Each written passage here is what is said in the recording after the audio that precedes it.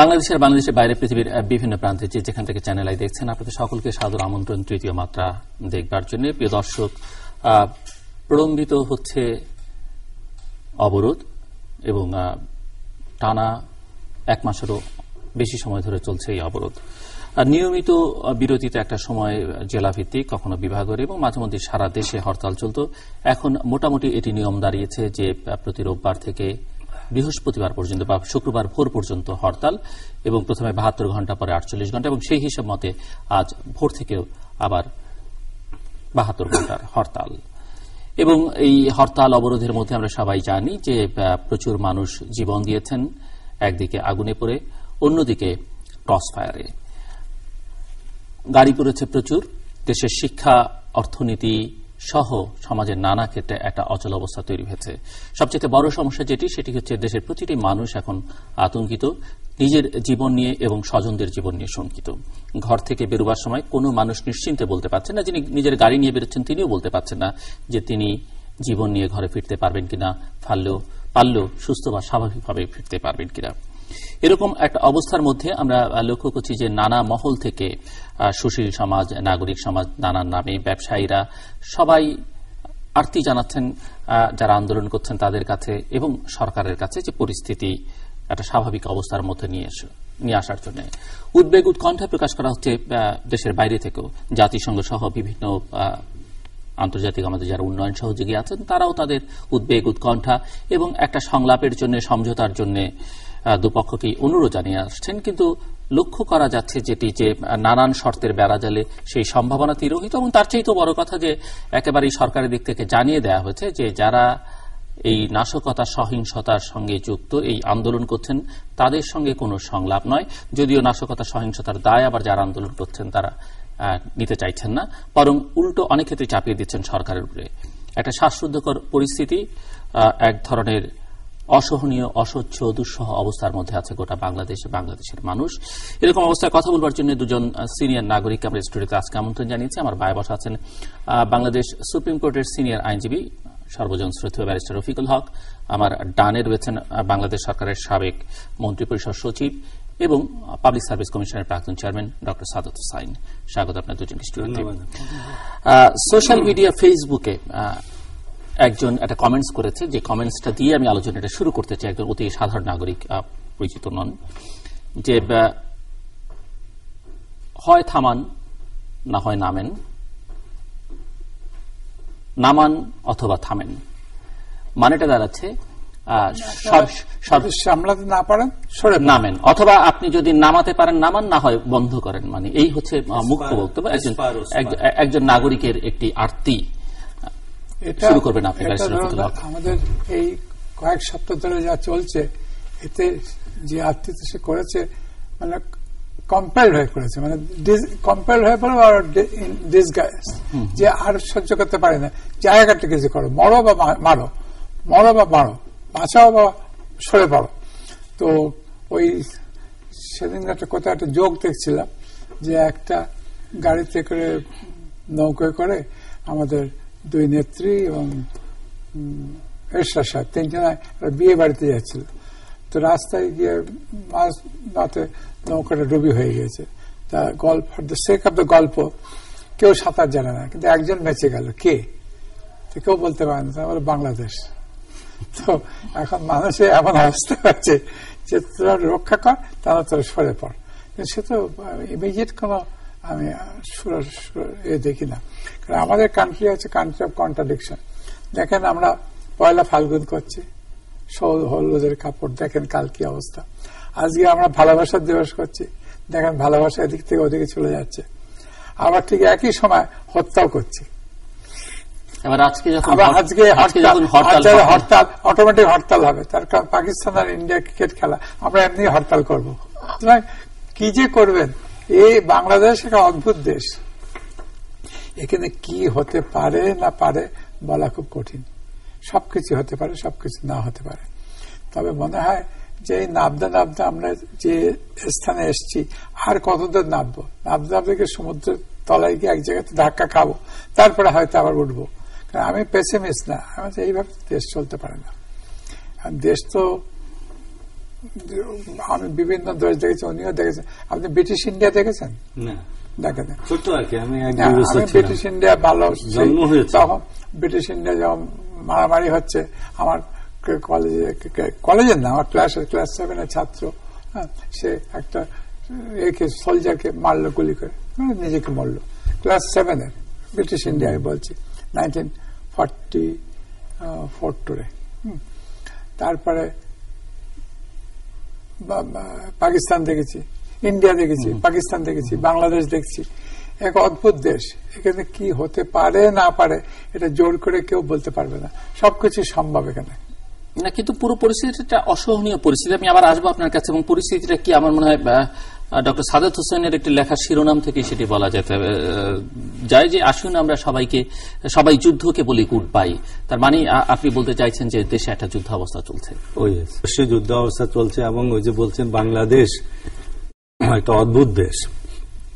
এখানে আজকে যেমন একদিকে ফাগুনের প্রথম সপ্তাহ যাচ্ছে, এরকম একটা আনন্দের সময়, সুন্দর সময়। আবার দেখা যাচ্ছে যে ভালোবাসা দিবসও আজকেই, ইনফ্যাক্ট আজকে মানে কালকে হয়ে যাবে, আমরা যখন ইয়ে করব তখন তো গতদিন হয়ে যাবে। আবার ভালোবাসা দিবস পার হয়ে গেছে। হ্যাঁ, ভালোবাসা দিবস টেকনিক্যালি পার হয়ে যাবে। তো এর মধ্যে আবার এই যে যুদ্ধ অবস্থা চলছে, তো আসলে অদ্ভুত দেশ। বাংলাদেশ সম্পর্কে বলা হয় যে এখানে একমাত্র দেশ যেখানে নৌকা এবং ট্রাকের কলিশন হয়েছে। তো এটা বিশ্বাস করতে চায় না পৃথিবীর লোকজনকে, আমার বিশ্বাস করাতে অসুবিধা হয়েছে। কিন্তু সত্যি 1998 সালে যখন বন্যা হয়েছিল, তখন গজারিয়াতে ট্রাক এবং নৌকার মধ্যে কলিশন হয়েছে, কারণ এখান থেকে ট্রাকও চলতো, বোধহয় 2 ফুট উপরে ছিল, আবার নৌকাও চলতো, এবং তারা কোলাইড করেছে। তো এখানে আসলে যুদ্ধ অবস্থা চলছে। যুদ্ধ অবস্থা চলছে মানে অন্তত দুই দল, যেটা শাসক দল এবং বিরোধী দল যদি আমরা ধরি, এদের মধ্যে দুই ধরনের লোক আছে। আমার পুরো অ্যানালাইসিসটা আপনি যদি দেখেন, কট্টরপন্থী আর নমনীয়পন্থী দুই দলে আছে। এখন যেভাবে হোক, কট্টরপন্থীদের প্রভাব খুব বেশি দুদিকে, আপনি মনে দুদিকে। এবং সাধারণত আমি ওইটা ব্যাখ্যা করেছি যে কট্টরপন্থীদের প্রভাব সবসময় বেশি থাকে, কারণ তারা খুব উঁচু স্বরে জোরালোভাবে তাদের বক্তব্য প্রেজেন্ট করে। আমরা কিন্তু কট্টরপন্থীদেরকে ফেস করেছি ছাত্র রাজনীতি করার সময়। বাংলাদেশে তো এটি মোটামুটি ভাবে একটা পারসেপশনই দাঁড়িয়েছে যে দুটো প্রধান দলেই দুই নেত্রী হচ্ছেন সর্বেসর্বা, তারাই সর্বময় ক্ষমতার অধিকারী। সর্বময় ক্ষমতা, সেখানে কট্টরপন্থীরা কি করতে পারে? এটা খেয়াল রাখবেন, ক্ষমতা কখনো একেবারে 100% ব্যক্তির কাছে থাকে না, একটা ছোট্ট চক্রের কাছে থাকে, তার ব্যক্তিকে উৎসাহিত করে। আবার আমি লিখেছি, ব্যক্তি যদি কট্টরপন্থী হয় তাহলে তার ওই কট্টরপন্থী মনোভাবকে রিইনফোর্স করে। তো এখন যেটা হচ্ছে, কট্টরপন্থী দুই গ্রুপের লোকই তারা মনে করছে যে আমরা যুদ্ধ সম অবস্থার মধ্যে আছি।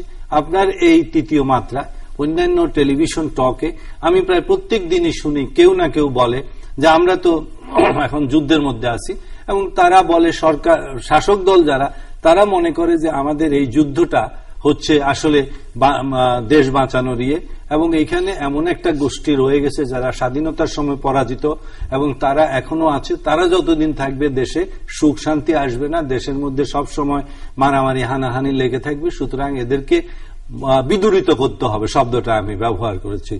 এবং এই বিদূরিত করার এখনই সময়, কারণ এখন তারা মনে করে যে তাদের হাতে সরকারের রসদ আছে, অস্ত্রের ভান্ডার আছে, সবকিছু আছে, সুবিধাজনক পজিশনে আছে।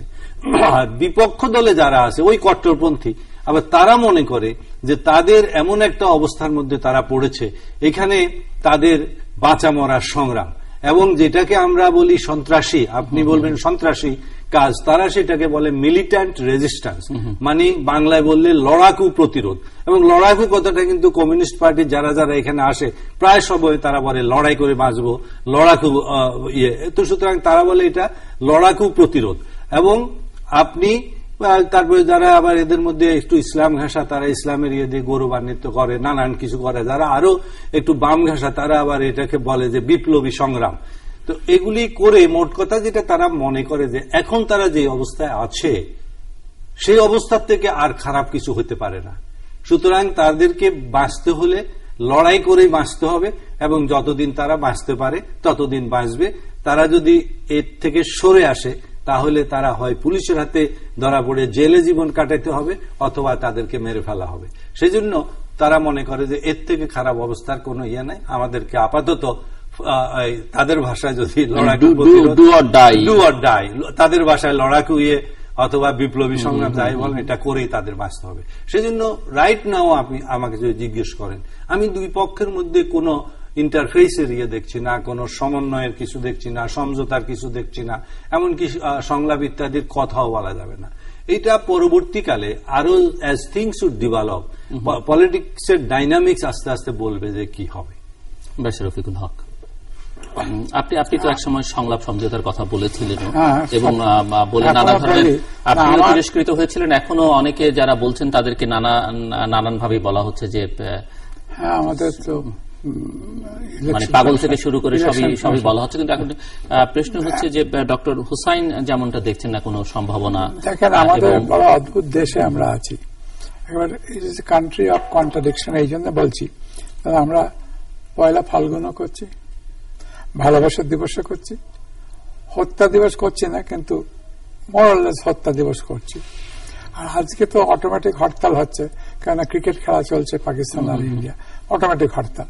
সে এই দেশে সবকিছুই সম্ভব, কিন্তু এইভাবে তো দেশ চলতে পারে না। দেশ একদিন না একদিন তো এর শেষ হতে হবে।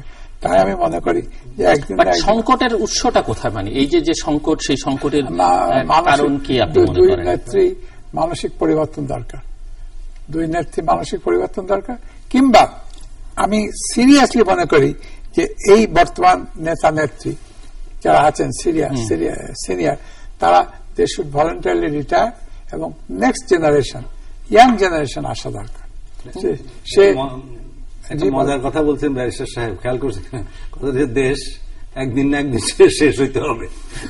যুদ্ধের কথা বলতে কিন্তু আসলে সাইকোলজিক্যালি বলতে আমাদের কথাবার্তা ওরকম হচ্ছে, দেশ রাখাই মুশকিল হয়ে যাচ্ছে এখন দেশ। মানে আপনি কি এই সংকটের মধ্যে দেখেন যে 2014 5ই জানুয়ারি বিএনপির নির্বাচন বর্জন এই সংকটের কারণ, অথবা ক্ষমতাসীনরা পঞ্চদশ সংশোধনী করবার মধ্য দিয়ে এই সংকটকে নিয়ে এসছে?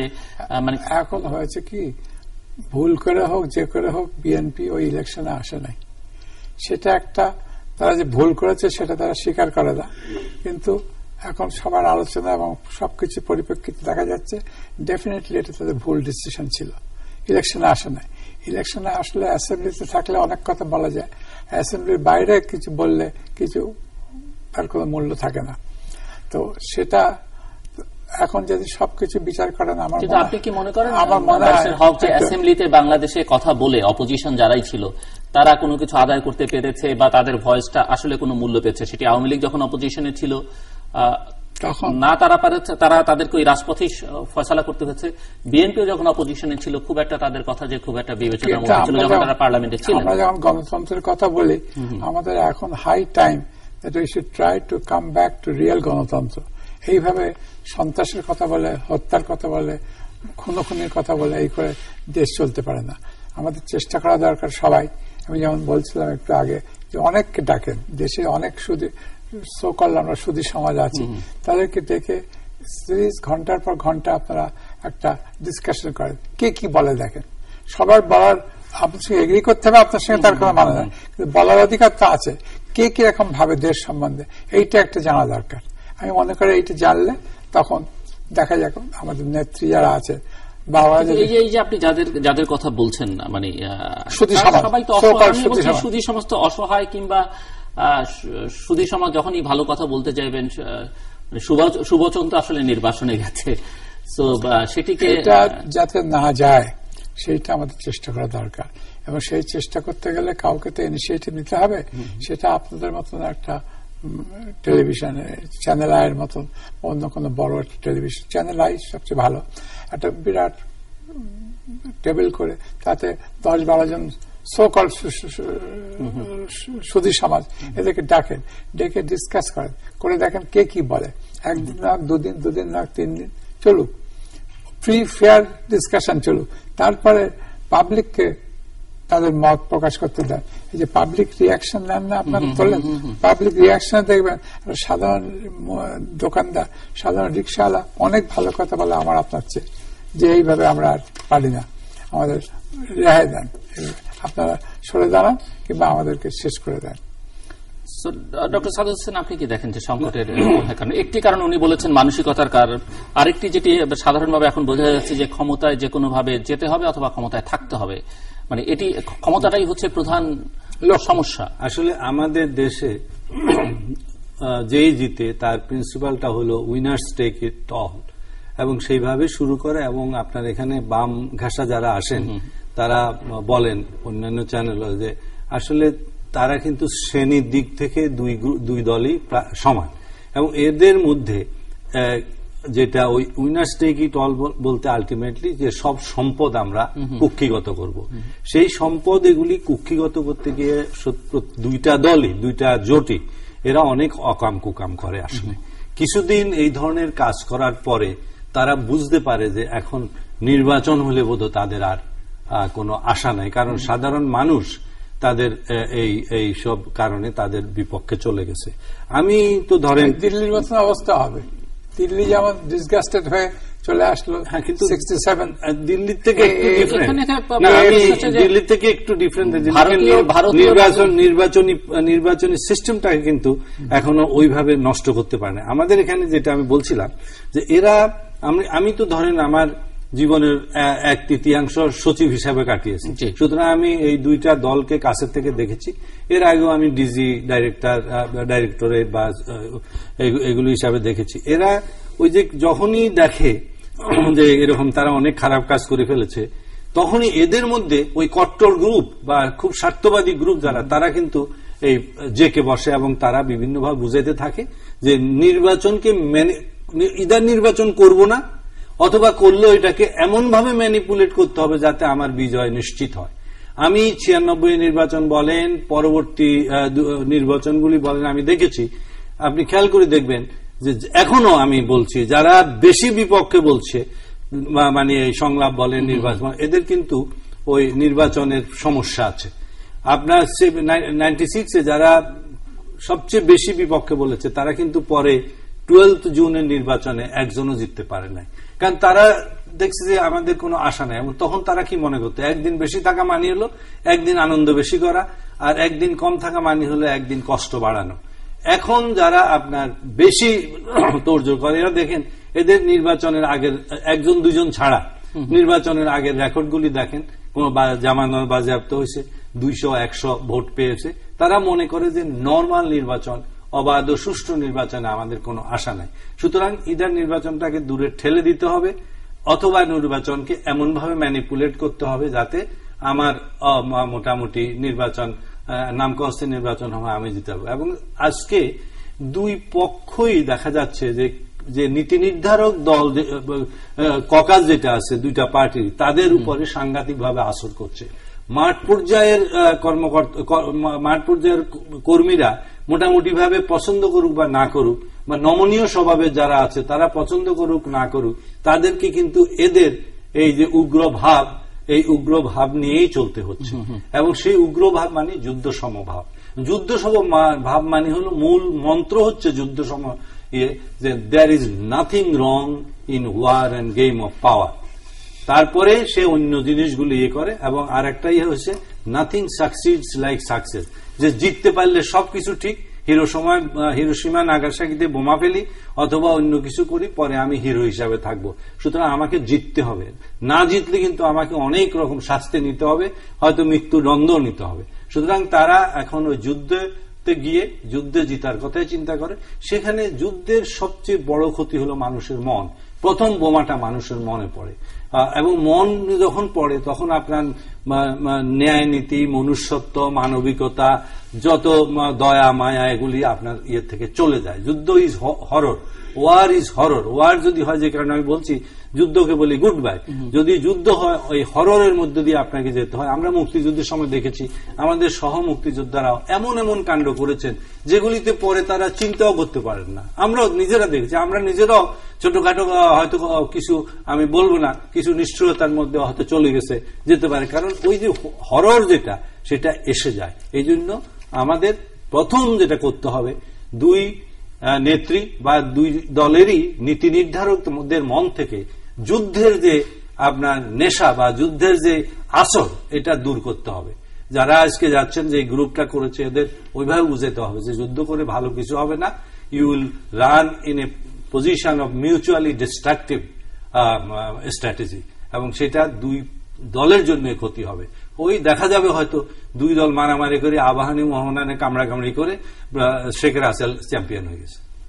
ব্যারিস্টার রফিকুল হক যেটি ইঙ্গিত করছেন যে তৃতীয় কেউ কিংবা কারণ কেউ কেউ ইতিমধ্যে আমি কালকের পত্রিকাও দেখেছি যে বলেছেন যে এটা অসাংবিধানিক অগণতান্ত্রিক শক্তি, যেভাবে দেখুন না কেন সেরকম শক্তির সম্ভাবনা দেখা যাচ্ছে, কারণ এই দুই পক্ষে যেভাবে লড়াই করছে। না, অসাংবিধানিক হওয়া তো কঠিন, এখন আইন চেঞ্জ হয়ে গেছে, কেউ করতে পারে। কিন্তু অসাংবিধানিক যারা করেন তারা কি আইন কানুনের দিকে তাকিয়ে কখনো করেছেন? কারণ এই যে যুদ্ধ অপরাধ যারা করেছিল তাদের 40 বছর পরে যদি বিচার হয়, তো আজকে যে আইনের ভায়োলেট করে কোন কেউ ভেঞ্চার করে উত্তর পাড়ার, তাহলে তারও একদিন না একদিন বিচার হবে। সুতরাং সেই বোকামি কেউ করবে বলে আমি মনে করি না। কিন্তু বাংলাদেশে আপনি জানেন যে তিনি আইন চেঞ্জও করে ফেলতে পারেন। শোনেন, আমি যেটা বলি, আইন চেঞ্জ করতে গেলে তো হ্যাঁ, যদি 2/3 মেজরিটি নিয়ে আসুক, করুক, চেঞ্জ করুক, দেখা যায়। তখন ভায়োলেশন অফ ফান্ডামেন্টাল হবে, basic structure of the constitution violate হবে। সুতরাং আপনাকে যদি, আমাদের কোর্ট কাছারিতে আছে, আপনাকে যদি শাস্তি দিতে চাই যে কোনো একটা আমি বার করতে পারি, আবার যদি আপনাকে ছেড়ে দিতে চাই তাও করতে পারি। এখন আমরা তো সরকার, আপনি লক্ষ্য করবেন এই কোর্ট কাছারিটাকে ইনস্ট্রুমেন্ট অফ ভিক্টিমাইজেশন। আপনার বিরুদ্ধে যদি আমার কিছু করতে হয়, আপনাকে একটা অ্যান্টি কারাপশন দিয়ে একটা নোটিশ দেওয়াবো, আপনি ঠান্ডা হয়ে যাবেন। হোল পলিটিক্সটা হয়ে গেছে কমার্শিয়ালাইজ।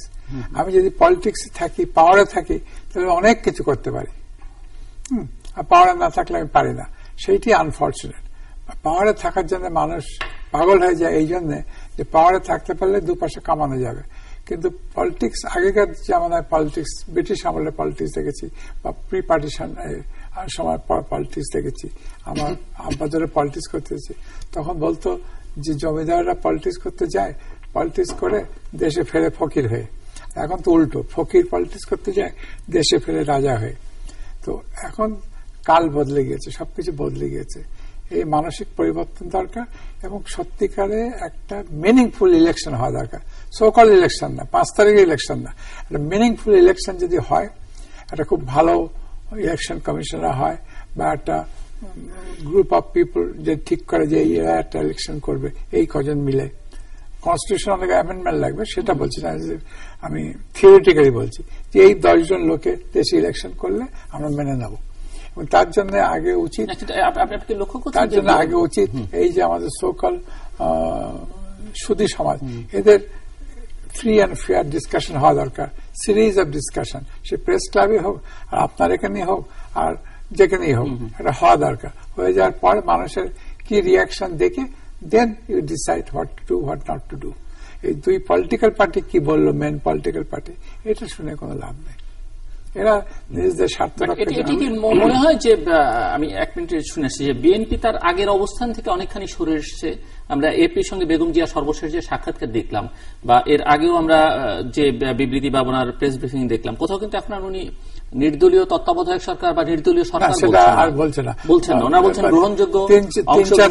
3-4 দিন আগে পর্যন্ত বলেছিলেন, এখন আর বলছেন গ্রহণযোগ্য, অংশগ্রহণমূলক, এবং একটা সিস্টেম করতে হবে, যে সিস্টেমের মধ্যে দিয়ে নির্বাচন কমিশন সহ কি শক্তিশালী করা যায়।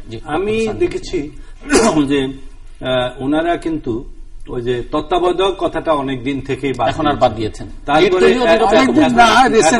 এখন নির্দলীয় কথাটা এগোচ্ছে। আমি কিন্তু অনেকবার টেলিভিশনে বলছি যে আসলে এগুলি বললে হবে না। মানে বর্তমান শাসক জোট বা আওয়ামী লীগ তত্ত্বাবধায়ক সরকার মেনে নিবে না, তাদেরও তো নন নেগোসিয়েবল কথা আছে। আওয়ামী লীগও তো একটা বিরাট পার্টি, তারও তো শক্তি আছে, তার হাতে গভর্নমেন্টই আছে, এটা সে নিবে না। তো সুতরাং যেটা আসলে আমি বলছিলাম, আমি ফর্মুলেট করেছিলাম যে আসলে হলো একটি গ্রহণযোগ্য সরকারের আওতায় সর্বদলের অংশগ্রহণ ধর্মী একটি গ্রহণযোগ্য নির্বাচন হতে হবে। এখন গ্রহণযোগ্য সরকার বলতে কি বোঝায় সেটা আলাপ আলোচনা করে ঠিক করবে, গ্রহণযোগ্য নির্বাচন বলতে কি বোঝায় সেটা তারা আলাপ আলোচনা করে ঠিক করবে। কিন্তু যদি আপনি তত্ত্বাবধায়ক সরকার বলেন, তাহলে আওয়ামী লীগ বা আওয়ামী লীগের যে সংগঠন অন্যান্য আছে, অ্যালাইড আছে, তারা কোনোদিন এটা মানবে না। এবং আমি বিএনপির অনেকের সাথে আলাপ করেছি গত ইলেকশনের আগে, তাদেরকে যখন বলছি আপনার তত্ত্বাবধায়ক সরকার দিলে রাজি হবেন, তাহলে কিন্তু খায়রুল হক সাহেব চিফ অ্যাডভাইজার হন। তখন তারা বলে বোধ আপনার এখানেও দুই এক সময় হয়েছে, তখন তারা বলে যে না না না, এটা তো একটু চেঞ্জ করতে হবে। What they wanted was a modified তত্ত্বাবধায়ক সরকার, যেটা তাদের মনের মতো হয়, যেখানে খায়রুল হক সাহেব হইতে পারবে না। কিন্তু নিয়ম অনুযায়ী খায়রুল হক সাহেব আগের 2014 নির্বাচনের আগে। বাট খায়রুল হক সাহেবের জাজমেন্টের মধ্যে আছে যে জুডিশিয়ারিকে বাইরে রাখতে হবে। না না, সেটা তো উনি জাজমেন্টের মধ্যে বলছেন, কিন্তু উনি টেকনিক্যাল, ওরা বলে না। আমি বলছিলাম তাহলে আপনারা তো জাস্ট আপনি বলেন যে 15th অ্যামেন্ডমেন্ট বাদ, আপনারা এটা পর্যন্ত এটা সোজা, আর কিছু লাগে না, তাহলে কিন্তু এই হয়ে যায়। তখন তারা বলে না, আমাদের একটু অন্য চিন্তা করতে হবে। আসলে এখন যেটা হবে আপনি বলছেন, আমরা মনে করি এটা গ্রহণযোগ্য নির্বাচন হলে আমি কিন্তু অসাংবিধানিক গ্রহণযোগ্য সেটি আমি অসাংবিধানিক শক্তির কথা আমি কিন্তু বলছি না। আমি বলছি হয়তো আপনার নির্বাচনের মাধ্যমে আরো একটা ফোর্স হয়েছে, যেটাকে আমি বলছি শেখ রাসেল চ্যাম্পিয়ন হবে। হয়তো দেখেন যে একটা নতুন, আপনি দিল্লিতে বলছেন, কিন্তু আমার প্রশ্ন দুজনের কাছে যে ভারতীয় জনগণের সিস্টেমে এখনো হয়তো কিছু দুর্বলতা আছে, কিন্তু আমাদের যেটা অনেক এগিয়ে। দুর্বলতা আছে ওদের সিস্টেমে না, আমি বলছি হয়তো কেউ কেউ বলতে পারেন, কিন্তু তারপর আমাদের চেয়ে অনেক এগিয়ে। বাট আমি বলছি যে মানুষের মানসিকতাও তো অনেক অ্যাডভান্স, যেটি আমাদের নয়। না, মানুষের মানসিকতা অ্যাডভান্স আছে, আমাদেরও যে নয় এটা বলা ঠিক হবে না। 91 ইলেকশনে কি হয়েছে? 91 ইলেকশন তো মানুষ অনেক কিছু চেঞ্জ দিয়েছে। আমি আপনাকে একটা ইলেকশন, ছোট্ট ইলেকশনের কথা বলি। সিলেটে সদরে সয়ফুরের ডাব, আপনাদের খেয়াল আছে? হ্যাঁ, ছক্কা সয়ফুর ডাব যে স্লোগান উঠলো, সে সবাইকে উড়িয়ে নিয়ে চলে গেল। মানুষের কিন্তু একটা ইলেকশন ইজ টেম্পো। একবার টেম্পো যদি উঠে যে না, আমরা এই ধরনের লোকজনকে আমরা চাই, আমরা এবার দুই গ্রুপের কেউ নিব না, আমরা মাঝে মাঝে সাহস করি, হয়তো আপনার মতো লোককে ইলেকশনে কন্টেস্ট করতে হতে পারে। অনেকে ওই নতুন নতুন লোক কন্টেস্ট করবে। দেখা গেল 91 ইলেকশনে আমার ইন্সপেক্টর সেই ইলেকশন করে জিতে গেছে, বিআরডিবির ইন্সপেক্টর জাতীয় লোক, সে জিতে, কে যে কোথা থেকে জিতেছে অনেককে আপনার ধরাও যায় না। এটা টেম্পোর উপর নির্ভর করে। তো এটা নতুন কোন টেম্পো উঠে, ইউ নেভার নো।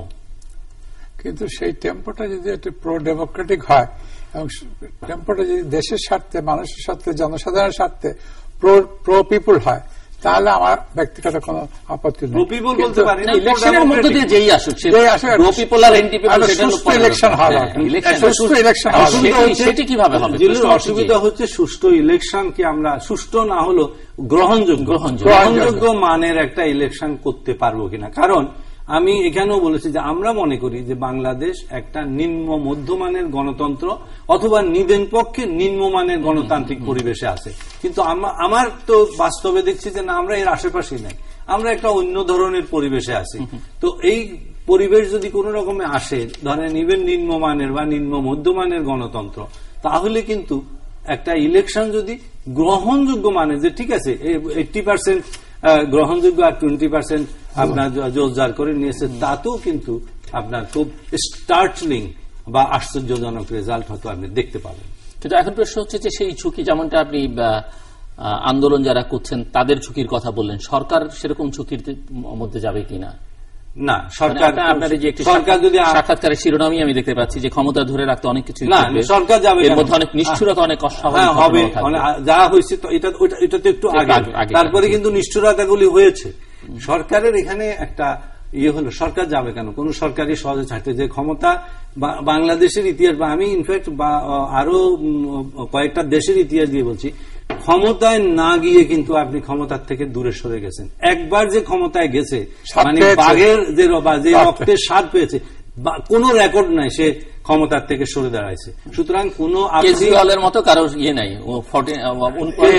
50 দিনের মাথায় পদত্যাগ করে আবার বোধহয় তখনও রক্তের স্বাদ পায় নাই। এখন দেখেন, এখন আমি আপনিও যখন ক্ষমতায় পাইলে আমরা ছাড়বো কিনা শ্রীলঙ্কায় তো ছেড়ে দিল, কিন্তু ক্ষমতায় ছাড়ে কেন? এরপরও ক্ষমতায় ছাড়তে হয়, চাপ পড়ে অনেক সেই চাপগুলি আসে। যেমন কি চাপটা হয়, যেমন ধরেন এই যে বিরোধীরা যে ইয়ে করছে, তারা কি চাচ্ছে? তারা চাচ্ছে ওই যে ব্যারিস্টার সাহেব বলতে পারেন, আমাদের বিরুদ্ধে যখন কোর্টে কেস করতো, সেক্রেটারি হিসাবে তো আমি শয়ে কেসে মানে বিবাদী ছিলাম আসামে, তো তারা একটা চেষ্টাই থাকতো যে মূল কেসে কিছু হবে না, তারা ভালো করে জানে, কিন্তু কোন রকমের প্যাঁচে পৌঁছে আমাকে কন্টেম্পটে ফেলতে পারে কিনা। তা আমরা সেই জন্য খুব সাবধান থাকতাম যে সবকিছু তোমরা কেস টেস পরে দেখো, কন্টেম্প যাতে না। এখন যেটা হচ্ছে, বিএনপি লেড গ্রুপ, আমি শাসক দল এবং দলের হলো দি মানে weakness of BNP is the strength of Awami League and vice versa. Awami লীগের স্ট্রেংথ, আর আরো যদি বলেন ইংরেজিতে সুন্দর করে, দ্য ব্লুপার মানে embarrassing action, blooper of BNP is the strength of Awami League and vice versa. যেমন কিরকম, আওয়ামী লীগ আমি মনে করি যে ইয়েতে বেগম জিয়াকে ধরতে গিয়ে ঠিক আছে, ওনার যাত্রা বন্ধ করতেছে, এই করতেছে, সেগুলি আছে। ওই যে বালুর ট্রাক আনছে, তারপরে ময়লার ট্রাক আনছে, তারপরে কি করছে, এগুলি করে তো সিম্প্যাথিটা ওনার দিকে ওনার দিকে, এটা হলো তার ভুলেরই। এখন যেটা করছে ও কি খাওয়া বন্ধ করে দিচ্ছে। খাওয়া বন্ধ করলে সিম্প্যাথি ওদিকে যাবে না তো। আর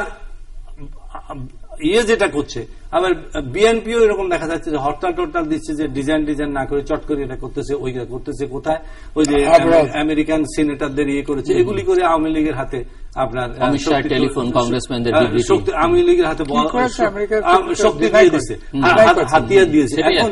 এখন অনেক সময় ভুলের মাধ্যমে একে অপরকে করে, এবং এইভাবে করতে করতে দেখা যাবে যে একটা গ্রুপের হাতে এরর অফ জাজমেন্ট হয়ে যাবে।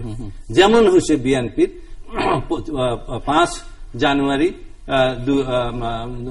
14 সাল 5 জানুয়ারি তারা মনে করছে যে আমরা সামাল দিতে পারবো, কিন্তু এরর অফ জাজমেন্ট হচ্ছে যে পরের দিন থেকে যে আন্দোলন বন্ধ করে দিলে তাদের বিপত্তি হবে, তারা এটা বুঝতে পারে না।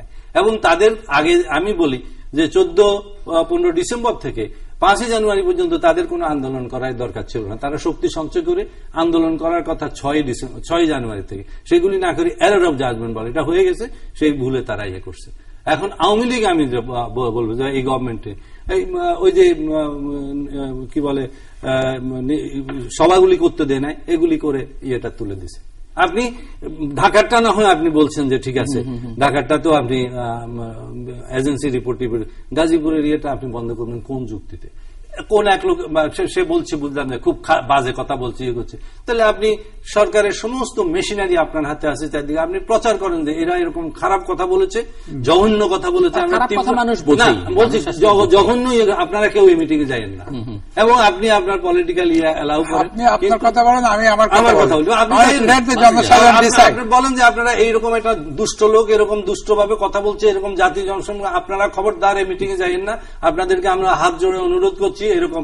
তাহলে হয়তো এর বেশি তো আপনি কিছু করতে পারেন না। বাট আপনি বলছেন আমরা এই মিটিং করতে দেব না, তাহলে কিন্তু অন্য চলে যায়। তাহলে ওই সে 1973 ন্যাপের মতো এসে যায় যে আমরা মুজাফফরনগরকে আর মিটিং করতে দেব না। এগুলি তো একটা একটা করে বেড়ে আসছে। আরেকটা প্রশ্ন, যে সংলাপ সমঝোতার কথা যখন আপনারা বলছেন, তখন প্রধানমন্ত্রী নিজেও বলছেন যে কোন সংলাপ নয়, ট্রায়াল হবে, বিচার হবে, এবং যেটি লক্ষণীয় আসামি হয়ে যাক, অনেক মামলা আসামি হয়েছেন বেগম জিয়া।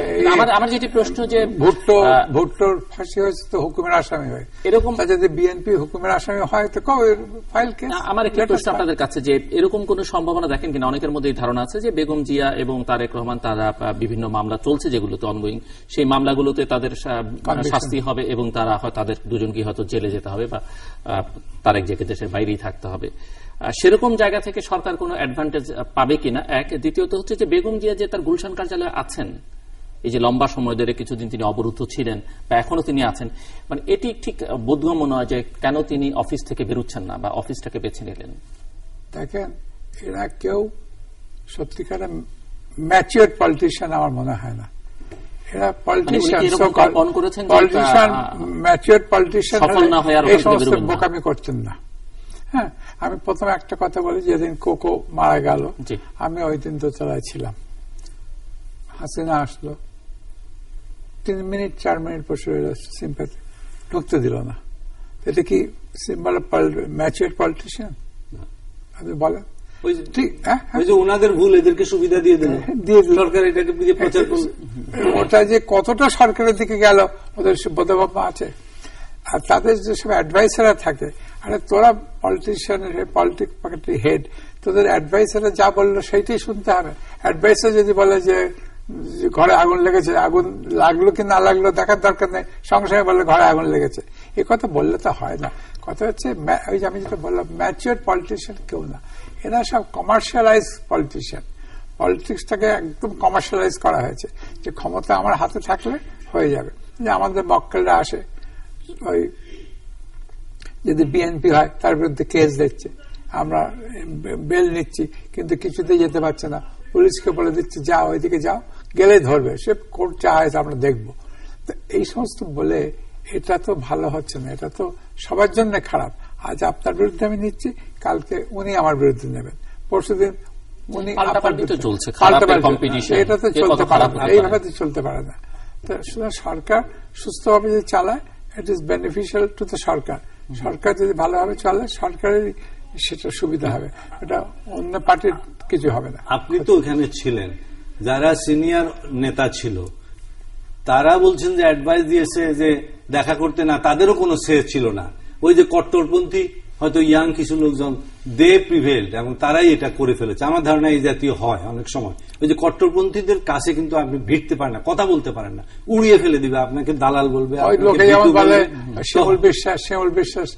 তো তখন হয় কি, তখন তারা সুযোগটা কিন্তু বিপক্ষ পার্টির হাতে দিয়ে দিল। এইটা এইভাবে করে একের ভুল অপরকে সাহায্য করছে। আমি যে প্রশ্নটা ব্যারিস্টার হককে করেছিলাম, যে যদি ওনাদেরকে কনভিকশন দিয়ে দেওয়া হয়, তা থেকে পরিস্থিতি নিয়ন্ত্রণে আনতে পারবে কিনা সরকার, বা সরকারের অনুকূলে যাবে এরকম একটা ধারণা অনেকের মধ্যে আছে, যে বেগম জিয়াকে হয়তো একটা কনভিকশন দিয়ে দেওয়া হলো, তারেককেও একটা সাজা দিয়ে দেওয়া হলো, এবং যে কোনো সময় তাকে গ্রেপ্তার করা যায়, কারণ এখন যে মামলাগুলো হচ্ছে, এবং তাতে করে বিএনপির মধ্যে শুভবুদ্ধি সম্পন্ন মানুষদের নিয়ে সরকারের ভাষায় যে একটা নতুন বিএনপি, সেই আপনি যেটা বলছেন, এটা করলে এটা বিএনপির কপাল খুলে গেল, কপাল খুলে গেল, এইটা করলে বিএনপির কপাল খুলে গেল, আর কিছু করতে হবে না, বিএনপি ইলেকশন দাঁড়ালেই হলো। এইটা ওই যে বলছি যে এক পার্টির ভুলে আর পারে যদি এরকম মাথায় বুদ্ধির মধ্যে দেয়, যেমন আমি জানি না কে বুদ্ধি দিছে যে ভাত সাপ্লাই, ফুড সাপ্লাই দিও না। ফুড সাপ্লাই না দেওয়া কিন্তু এটা serious implication internationally. Food supply না মানে কি, এটা লোকে মেরে ফেলতেছেন আপনি। তো এই ধরনের কোন যারা খুব ম্যাচিউর লোক, যারা বুদ্ধ, তারা এটা করবে। আমি ওই প্রশ্নটা উত্তর পেলাম, বেগম জিয়া কেন অফিসটাকে, মানে অফিস থেকে বেরোচ্ছেন না? এইটা তো সোজা জিনিস। এটা আপনি বাড়ি দখলের ইয়েতে দেখেন না, যে কোনো ভাইটাই যদি সন্দেহ করে সে আর বাড়ি ছাড়তে চায় না, বাহির হলে অফিস বন্ধ করে দেবে। কিন্তু অফিসে তো কোনো অ্যাক্টিভিটিস করতে পারছেন না, তার দিয়ে ঘিরেছে। তারপর তো এখন আবার মোবাইল ছিঁড়তে যে 50 জন লোক নিয়ে আছে, মোটামুটি ওয়ার্কেবল একটা এনভায়রনমেন্ট আছে। মন্দের ভালো। আর যদি ছেড়ে দে, মানে কোনো কারণে যদি ধরেন কোন বাইরে, তো এটা বন্ধ করে দেবে। আমাদের তো ওই যে বলেছি না, যে আমরা তো ওই পর্যায়ে আছি, এক্সট্রিম পলিটিক্স বা যেটা যুদ্ধ সমতা পছন্দ করে না আমরা, এক্সট্রিম পলিটিক্স। আপনি কি মনে করেন যে সমাধানের পথটা কিভাবে, মানে কি সমাধানের পথ যদি করতে পারতাম, বেরোতে হবে বাংলাদেশকে, এখান থেকে যদি বারখাতে বলতে পারতাম, আপনার প্রশ্নের উত্তর দিতে পারতাম, তাহলে লোকে তো আমাকে মাথায় করে রাখতো। জুডিশিয়ারির কাছে কোন, জুডিশিয়ারির কাছে বা সংবিধানের কাছে ঠাট্টা করে বলে, যদি খোদা করে জিজ্ঞেস করা হয় যে আমাদের সমাধানটা কি করে করবে, তাহলে একটু ওয়েট করো, নেক্সট ফ্রাইডেতে আমি বলবো। আপনাকে লাইভ ভেনে বলতে হয় যে প্রফেসর রাজ্জাককে নাকি জিজ্ঞেস করেছিল তার এক ছাত্র যে বাংলাদেশের ভবিষ্যৎ কি, তো উনি স্যাটারিক্যালি নাকি বলছেন সব দেশের যে ভবিষ্যৎ থাকতে হবে এটা তোমাকে কে বলছে? সবাই তো সবাই, সবচেয়ে লোকের কি ভবিষ্যৎ থাকে? একটা রাস্তার থেকে ছেলে গেছে, তুই ভবিষ্যতে কি বসে কিছু বললে আমি কালকে যেমন চলতে পারি, সেটা আল্লাহ না করুক। কারো যদি আপনি জানেন যে কারো যদি ম্যালিগন্যান্ট ক্যান্সার জাতীয় হয়, সে কিন্তু moment to moment, day to day বাঁচে। তো এখন এদের যে অবস্থা হয়েছে, এরা হয়তো ওই কাছে, এরা চিন্তা করছে না বলে যে আপাতত এইটা থামুক, তারপরে দেখা যাবে। ইনফরমেশন আপনার সামনে বসে আছে ক্যান্সার পেশেন্ট, তো 86 অপারেশন হয়েছে ক্যান্সার, তো স্টমাকে নেই। আপনার তো আল্লাহ না করুক ভাইটাল ইয়েতে যদি আপনার বাংলাদেশে তো বোধহয় আপনার চাইতে এত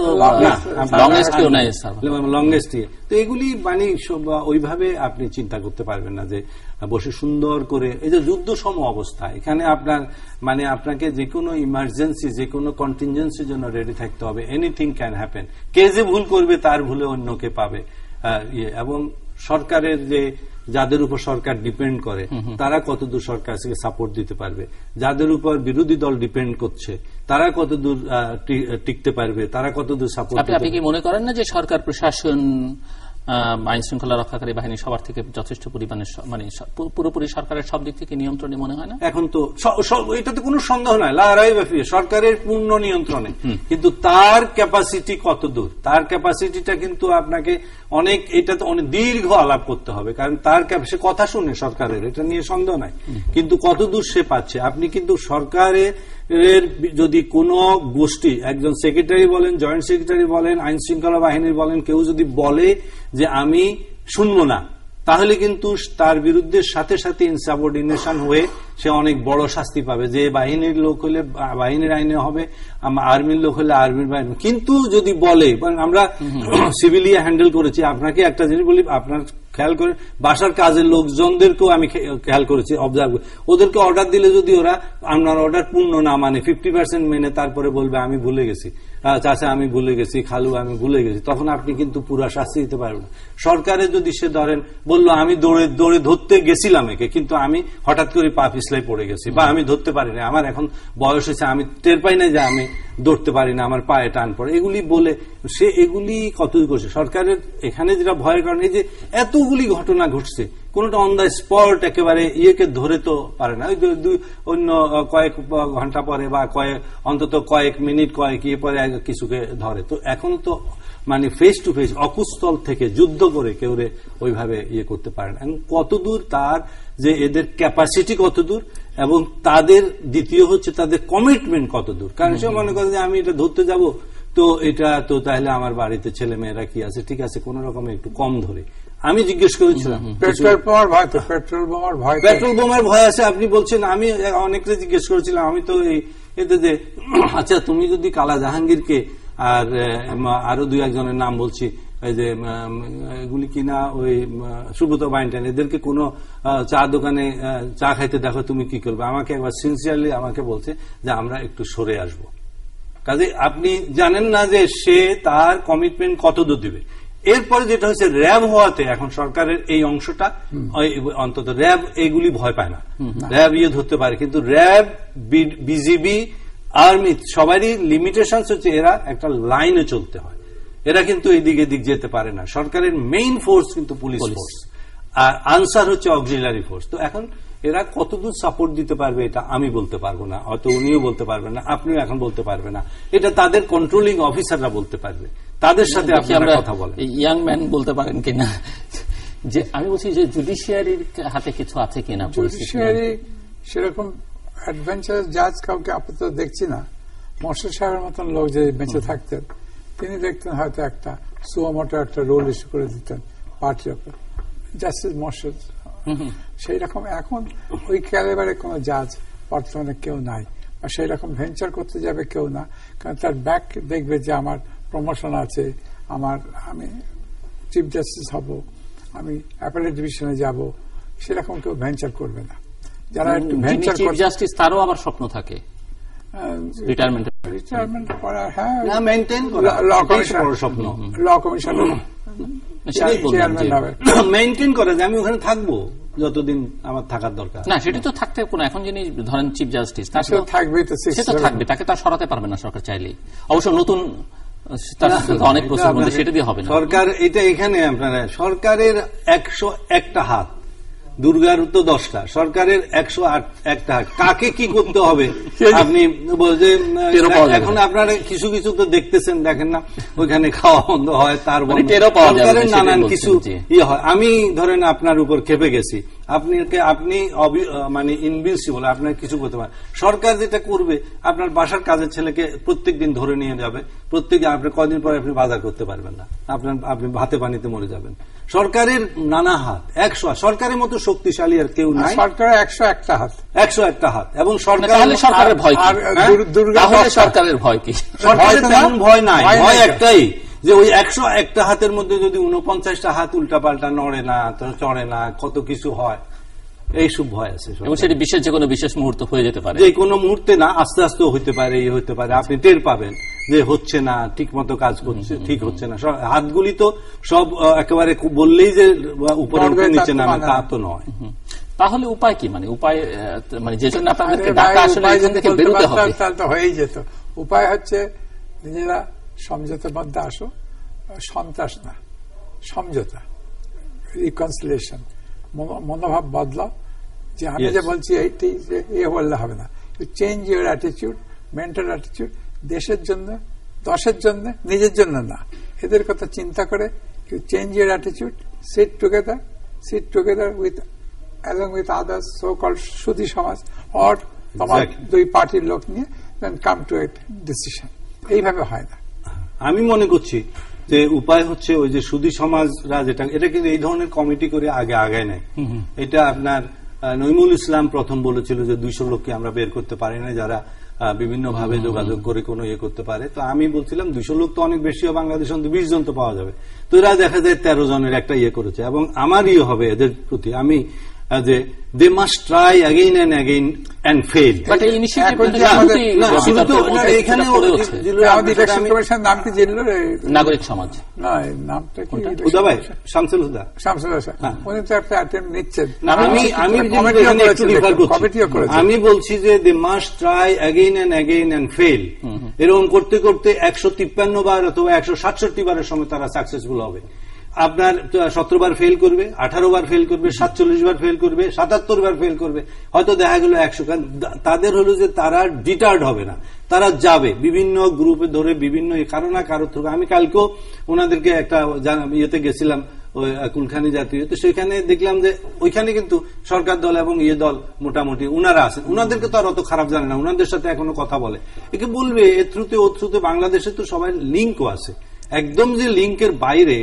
এরা তো পলিটিক্স করেছে দুইটা গ্রুপে, সরকারি দলও বলেন, যত রাগারাগি করুক, এদের একেবারে কিছুই শুনবে না, কিছু এই জাতীয় না, শুনবে আস্তে আস্তে শুনবে, প্রথমে শুনবে না, প্রথমে ইয়ে করবে। আমরাও দেখছি সরকারি ইয়ে থাকাকালীন প্রথমে হয়তো একটা আপনি প্রপোজাল দিয়েছেন, আমরা উড়াই ফেলে দিচ্ছি। ডক্টর হুসাইন, এর মধ্য দিয়ে যে সাধারণ মানুষের জীবন যাচ্ছে, দেশের অর্থনীতি, শিক্ষা বিপর্যস্ত, এবং সবচেয়ে বড় কথা হচ্ছে যে বাংলাদেশের যে ব্র্যান্ডিং যেটা হচ্ছে এখন, পরিচিতিটা বাইরের দুনিয়াতে যেভাবে দাঁড়াচ্ছে তাতে করে, এবং এই যে আমরা জঙ্গি বলি, আল কায়দা বলি, নানান কিছু বলি, সন্ত্রাসী, তো এরাও তো মনে, অ্যাটলিস্ট এদের তৎপরতা থাকুক কিংবা না থাকুক, আমি সেই বিতর্কে যদি নাও যাই, তারা তো মনে করতে পারে যে বাংলাদেশ এরকম কাজ করবার জন্য একটি উর্বর জায়গা। আমি যেটা বলেছি, নাথিং সাকসিডস লাইক সাকসেস। আবার যখন সব ঠিক হয়ে যাবে তখন দেখবেন যে সবগুলি, আমাদের গ্রোথ রেটও দেখবেন 6% হয়ে গেছে। ঠিক হবে বলে আপনি আশা করেন? এটা জুলাই মাসে যখন আমরা গ্রোথ ফিগার বানাবো তখন ঠিক করে দেবো। আজকে আমি অনেকগুলি পেপার, মানে কি আসলে ঠিক হবে না, ঠিক করে দিলেই হলো, যেভাবে ঠিক করে হয় ওইভাবে হবে। আজকেও তো আপনার পেপারে আপনি কালের কণ্ঠতে দেখেন বলছে যে না, জিনিসপত্রের দাম কিছু বাড়ে নাই। আমি বাজারে যাই, আমি আপনাদেরকে বলি যে বাজারে জিনিসপত্রের দাম বাড়ে নাই, কারণ হচ্ছে চাহিদা কম। বসে থাকে যে দিয়ে যান দাম, যা লোক নাই, শেষ গিয়ে বিক্রি করে দিচ্ছি। তারপরে দেখবেন যে আপনার আমাদের গার্মেন্টস এগুলি শেষ দিকে দেখবেন যে কেমনি মিলাই ফেলবে। আপনার এই যে প্রজেক্ট এগুলি এখন 28%, 32% বলছেন, শেষ মাসে দেখবেন যে 94% হয়ে যাবে, কোনো চিন্তা নাই। আপনি এগুলি নিয়ে আপনারা অযথা চিন্তা করছেন। বাংলাদেশের মতো টিকে যাবে। আসলে পরিণতিটা যা হয়, সাকসেস কার হবে তার উপর নির্ভর করে। অ্যাকচুয়ালি ফ্যাক্টস কি হচ্ছে সেইটা দেখেন।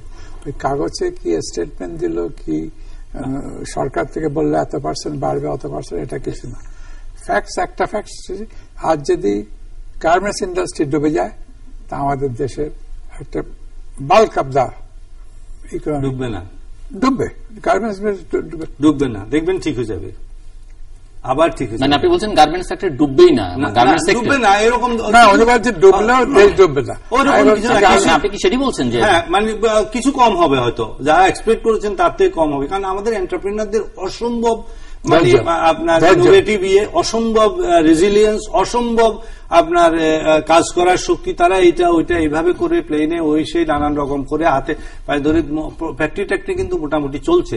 আর এখন যে হরতাল বলছেন, এখন হরতালটাকে এখন তো গাড়ি ঘোড়াও সব চলে, আপনি জিনিসপত্র আস্তে আস্তে যাচ্ছে, সুতরাং ওইভাবে চলবে না, ক্ষতি হবে, কিছু ক্ষতি তো নিতেই হবে। এত বড় একটা জিনিস চলবে এরকম অবস্থা মনে হয়, এটা বলতে পারি, এটা আমি একদমই বলতে পারি না। আপনার তো দুই পক্ষের শক্তি সম্পর্কে কম বেশি ধারণা আছে, সরকারের শক্তি, ওই যে বলছি যে কার এরর অফ জাজমেন্ট কোথায় হয়, কে কোথায় গিয়ে, মানে যে ইংরেজিতে যেটাকে বলে উইং, হু উইংস ফার্স্ট, একটা স্টেজ পরে হয়তো বা মিলেও যেতে পারে। উনি তো সাধারণ লোকেদের সঙ্গে করছে, আমি তো স্পেসিফিক আমাদের ক্লায়েন্টস নিয়ে ডিল করছি, যাদেরকে বর্তমান সরকার ভিক্টিমাইজ করছে because of their political affiliation. তারা আমাদের কাছে আসছে, কিভাবে কি হচ্ছে আমরা বুঝছি। হাইকোর্ট থেকে অ্যান্টিসিপেটরি বেল নিচ্ছি, কিন্তু সে যে কোর্টে গিয়ে বেল বন্ড দিতে হবে সেখানে যেতেই পারছে না। পুলিশের এসপি বলে দিচ্ছে যে রফিকুল্লাহকে এই রাস্তা দিয়ে গেলে ঠ্যাং ভেঙে দেবে, ওই কোর্টে যেতে দেবে না, to give the bail. Bail নিলে হাইকোর্ট তো নিলেন, কিন্তু বেল বন্ড দিতে হবে তো আপনার ডিস্ট্রিক্ট কোর্টে, সেই বরিশাল বা ঢাকায় বা গাজীপুর বা কোথাও যেতে দেবে না। সেখানে পুলিশ এসপি বলে রফিকুল্লাহকে ওই রাস্তা দিয়ে গেলে ওকে আর একটা কেসে আটকে দেবে। করবেনটা কি? উনি যে বললেন সরকারকে, সরকারের 110 হাত, সরকারকে আটকানো খুব কঠিন। সরকার যদি সিনসিয়ার না হয়, দেশের স্বার্থে যদি কাজ না করে, মানুষের স্বার্থে, জনসাধারণের স্বার্থে, তাহলে সরকার যা ইচ্ছে তাই করতে পারে। কিন্তু সরকার বলছে যে সে মাথা নত করবে না, ওইটা আপনারা ছোট, আপনাদের সময় ওইটা ছিল না, ওই কবিতাটা আমাদের সময় ছিল নূরজাহান। ওখানে একটা ইয়ে ছিল, কথায় বলে মন নামতি, সেলিমের মন ফিরল শেষ, হঠাৎ তোমার কক্ষে এলো, দেখলো তোমার মলিন বেশ, তারপর নানান কিছু হইয়া। মানুষ সবকিছু থেকেও মনটা চেঞ্জ হয়ে যেতে পারে। আমি তো মাঝে মাঝে বলি যে স্বপ্ন চালান, যদি কেউ জানেন স্বপ্ন চালান দিয়ে এমন কেউ মাধ্যমে কিছু বলেন, হঠাৎ একদিন দেখবেন যে যারা খুব এগুলি বলছে তাদের মনটা একটু নরম হয়ে গেছে। এগুলি তো যারা আমরা রিলিজনে বিশ্বাস করি বা যারা অতি প্রাকৃতিক ইয়েতে বিশ্বাস করে, তারা মনে করে যে কোনো সময় কোনোভাবে নরম হতে পারে। নরম হলে হয়তো আস্তে আস্তে দুই পক্ষই কাছে চলে আসতে পারে। এই যে আপনারা যারা এখন সুধী সমাজ হয়েছে, এদেরকে কিন্তু আন্ডারমাইন করেন না। এদেরও পিছনে একটা সাপোর্ট গ্রুপ জেনারেল ইয়েতে আছে। ওই 96 ইয়েতে আমরা প্রেসিডেন্ট বিশ্বাসের সাথে দেখা করছিলাম সেক্রেটারি হিসাবে, তো উনাকে আমি দেখছি, অন্যরা অনেক সময় বুঝতে পারে না। উনি বুঝতে পারছেন যে এই যে সেক্রেটারিগুলি আসছে, এরা শুধু সেক্রেটারি না, এরা একসময় এসডিও ছিল, ডিসি ছিল, নানান কিছু। এদের একটা ফলোইং আছে, এদের একটা ইমেজ আছে, এবং এদেরকে লোকে মানে এখনো বিশ্বাস করে। সুতরাং আপনি যেই গ্রুপটা মাত্র 13, এটা হয়তো 83 হয়ে যাবে, 124 হবে, বাড়তে বাড়তে যখন দেখবে যে এই লোকগুলির বিরুদ্ধে তো কোনো বক্তব্য নাই, তারা ভালো কাজ করতে চাচ্ছে, হয়তো গভর্নমেন্টের লোকজনই তখন বলবে যে আমরা শুনি না। আমি যে বলছি সেলিমের মন ফিরল সে, হঠাৎ গভর্নমেন্টের খুব কাছের লোকই বলবে আচ্ছা উনি তো আমার হুদা সাহেব তো আমার সাথে পড়ছে, ভালো ছাত্র ছিল, কথা ছিল, আরো শফি শামীম সাহেব, ওই সাহেব, নাম করা লোক তো, জামিলুর রেজা চৌধুরী, রোকে আফজাল, এরা তো যত কথাই বল বাংলাদেশে এই লেভেলের লোকের তো বেশি নাই। তো এরা বলবে যে এদের কথা শুনি না, ওনারা তো কোনো অন্যায় করে না। শুনতে শুনতে একসময় হয়তো মনে করে আচ্ছা ঠিক আছে আমরা একটু দেশটাকে ঠিক করে ফেলি। এরা তো, আমি বলবো না যে একেবারে যারা গভর্নমেন্টে আছে তারা দেশ কি বলে দেশের শত্রু বা দেশে, তারাও দেশপ্রেমিক, তারাও বিভিন্ন আন্দোলন সংগ্রাম এগুলি করে আসছে। যারা এখন বিপক্ষ ইয়েতে আছে তারাও দেশপ্রেমিক, তারাও বিভিন্ন এখন একটা প্যাচে পড়ে বা একটা পরিস্থিতিতে পড়ে তারা একে অপরের বিরুদ্ধে। প্রেমিকের আবার রকম ভেদ আছে, হ্যাঁ রকম ভেদ আছে, কিন্তু তারা এখন মনে করছে যে এখনো যে তারা যুদ্ধ অবস্থায় আছে, এখন কিচ্ছু তাদের কানে যাবে না, আস্তে আস্তে হয়তো যাবে, কোনো সময় যাবে। দোয়া করেন। আপনি কি আর কিছু যোগ করবেন? না না, কিছু বলতে চাই না, কি আর বলবো, তুমি ডাকো সেই জন্য আসলাম, করার কিছু নেই না। এখানে যদি বললাম না, যদি খোদাকেও বলা হয় তো বলে খোদার ওখানে জাস্ট গল্পটা বলে শেষ করি। দোজক আর বেহেশতের মাঝখানে পাঁচিল ছিল, তো ওটা ভেঙে গেছে। তো দোজকের লোক বলছে তোমরা আমি সারাবো না, আর বেহেশতের লোক বলছে তোমাদের আগুনে পুড়ে গেল, কি হলো? তবে খোদা বিচার করলো, দুজন পক্ষে শুনলো, এটা ওটা না পড়ে নেক্সট শুক্রবারে যে জাজমেন্ট দেবো, আবার বলে পরের শুক্রবারে দেবো। এক শুক্রবারে জাজমেন্ট দিলে ইন ফেভার অফ দোজখের লোকেদের। তাহলে এটা কি করলেন, এটা কি হলো? তাহলে ওদের মতন ভালো আর্গুমেন্ট কেউ করতে পারেনি। যত লয় কোন দিকে যায়, যত লয় ওই দিকে আল্লাহ মন চেঞ্জ করে দিবে, খোদা কেউ বুঝলেন না কখন এটা ঠিক হবে এটা কেউ হলফ করে বলতে পারবে না, এটা সম্পর্কে শিওর। বাট আপনি মনে করেন যে ক্ষতি হচ্ছে, যে ত্যাগ শিকার বাংলাদেশের জনগণকে করতে হচ্ছে, সেটি বাংলাদেশের জনগণ একটা সময় পুষিয়ে নিতে পারবে? যদি সিচুয়েশন ঠিক হয়ে যায় তাহলে 100% যে পারবে তা নয়, কিন্তু অনেকটাই পুষিয়ে নিতে পারবে, because of our resilience, because of আমাদের কর্মক্ষমতা। এবং এই যে এত গন্ডগোলের মধ্যে ভিতরে ভিতরে কিছু কাজ কিন্তু হচ্ছে, একদম যে সব বন্ধ হয়ে গেছে এটা বলা ঠিক হবে না। দর্শক, অনুষ্ঠানের শেষ প্রান্তে মত সম্পর্কে আপনি লিখতে পারেন ডাক, ইমেল, SMS এর মাধ্যমে, ইন্টারনেট, আমাদের অফিসিয়াল ওয়েবসাইট অথবা সোশ্যাল নেটওয়ার্কে যেসব পেজ রয়েছে সেই সব পেজে আপনাদের মতামত রাখতে পারেন। আর আপনাদের মতামত আমাদের অনুষ্ঠান তৃতীয় মাত্রা আপনি দেখতে পাবেন প্রতি বৃহস্পতিবার এবং শুক্রবার বাংলাদেশ আমরা দুটোই, বুধবার দুপুর 11:30 এবং শুক্রবার দুপুর 1:05 দেখবেন আমন্ত্রণ ডক্টর সাদাত হোসেন এবং ব্যারিস্টার রফিকুল্লাহ। অসংখ্য ধন্যবাদ আপনার দুজনকে। দর্শক মন্ডলী, দেশ এক গভীর সংকটের মধ্য দিয়ে যাচ্ছে। এই সংকটের থেকে কবে বাংলাদেশের জনগণের মুক্তি হবে আমার অতিথিরা সেটি নিশ্চিত করে বলতে পারছে না, তবে বাংলাদেশের জনগণের অসীম ধৈর্য শক্তি, তাদের অসীম ক্ষমতার উপরে তাদের বিশ্বাস আছে এবং এই দুর্যোগ যখন কাটবে বাংলাদেশের জনগণ আবার নিঃসন্দেহে ঘুরে দাঁড়াবে, এটি ওনারা আশা করেন। তবে এই সংকট যে আরো তীব্র থেকে তীব্রতর হবে বা কবে থামবে সেটি ওনারা কোনোভাবেই বলতে পারছেন না। বরং ওনারা এখন একদিকে বলছেন নাগরিক সমাজ যারা আছে প্রতিটি নাগরিকের এই দুই পক্ষের উপর একটা চাপ প্রয়োগ করতে হবে, এটি একটি সমাধান।